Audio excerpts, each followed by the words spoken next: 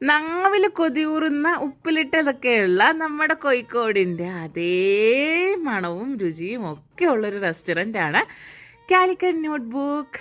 മലബാറിൻ്റെ സ്വാദ് അതുപോലെ തന്നെ റിയാദിൽ എത്തിച്ചിട്ടുള്ളവരാണ് കാലിക്കറ്റ് നോട്ട്ബുക്ക് റെസ്റ്റോറൻറ്റ്. അപ്പോൾ ഞങ്ങളിവിടെ 2 തവണ പോയപ്പോഴും പാഴ്സൽ എടുത്തിട്ട് വരുമായിരുന്നു കേട്ടോ.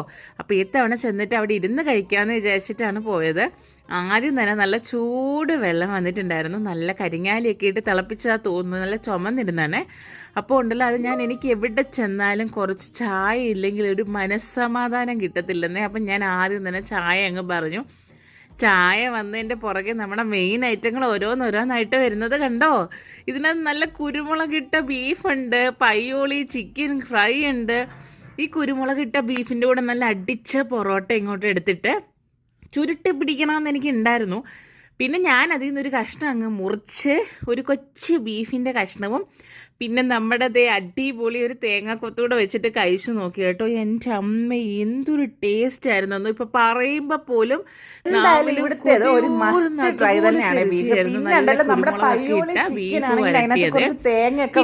പയ്യോളി ചിക്കൻ ഫ്രൈ ഉണ്ട്, തേങ്ങ പൊരിച്ചിട്ട പയ്യോളി ചിക്കൻ ഫ്രൈ ഒരു രക്ഷയുണ്ടായിരുന്നില്ല. ഇടിയപ്പത്തിന്റെ കൂടെ വിളമ്പാനായിട്ട് മലബാർ ചിക്കൻ കറി ഉണ്ടായിരുന്നു. അതാണെങ്കിൽ കായ കേട്ടോ.